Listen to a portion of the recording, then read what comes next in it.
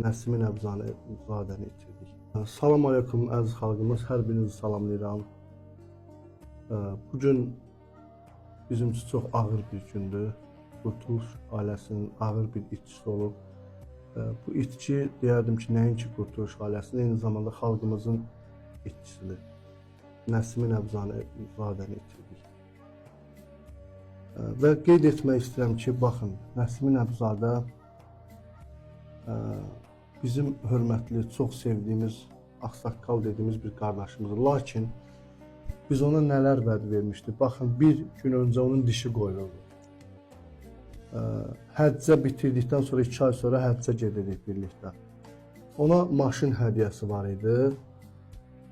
İşlə təmin olunmaq və zəfər günü onun toyuydu. Hansı ki, bu kimi şeyləri biz vəd vermişdik və vədimizdən biri də oydu ki, birlikdə çiyin-çiyinə xalqımızı maarifləndirək, gəncləri, dövlətimizi bu bəladan birlikdə qutaraq. Lakin buna baxmayaraq, 2 gün öncə Nəsim müəllim gəzmək istər, kürəyim gəzmək istər. Mən də bunu apardım Targovya. Orada restoranda oturub yemək yiyəcəyimiz süfrədə mən üzr istəyirəm, ayaq yoluna getdim. Qayıtdım ki, Nəsim müəllim yox. Çıx gedib. İndi Nəsimi qardaşıma buradan səslənirəm, əziz qardaşım, hörmətli qardaş. Təbii ki, burada mənim də səhvim var ki, hansı ki, başqa pasiyentləri biz necə qoruyuruq, harasa gedəndə tək aparmırıq, yanında bir neçə nəfər deyir ki, bu xəstə fikrin gəlməyi labüddür. Amma Nəsim müəllimin bu təcrübəsi, alicənablığı bizi aldatdı, bir növ xəstəlik bununla bizi aldatdı. İnandım və mən tək arxayın çıxartdım, Nəsim müəllim yoxa çıxdı.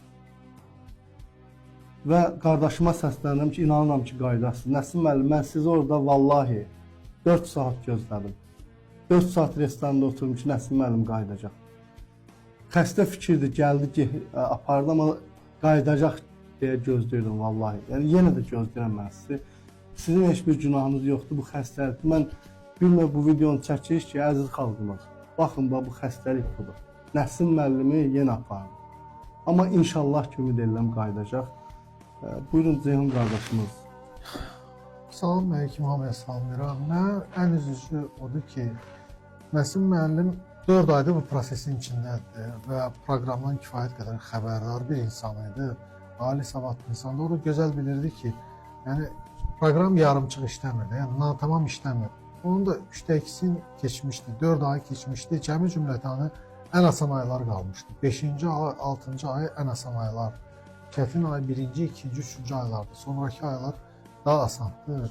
Çünki insanın şuuru açılır, təmizlənir. Bilməm, yəqin ki, bu proqram dili ilə desə bir vəsvəsə var, o vəsvəsə insana gəlir. Yəqin ki, vəsvəsənin qurbanı oldu Nəsimi. Çox ümidvaram ki, Nəsimi öz sağlamlığını hər şeydən üstün tutar, qayıdıb bərpa eləyər, onun müalicəsini. Yəni, bu birinci növbədə onun özünə lazımdır. Birinci növbədə özünə lazımdır, özünün düşünər, ümidvaram. Və bir əlavə eləyim, xalqımızın da ümidini itirmə Nəsim müəllim, əziz qardaşımız. Və gənclər, sizdən sonrakılar da yəni, ümidsiz vəziyyətdə qalmasın bu hərəkət edir. Sizi gözləyirik. Sizi gözləyirik Qurtuluş ailəsi olaraq, xalq olaraq.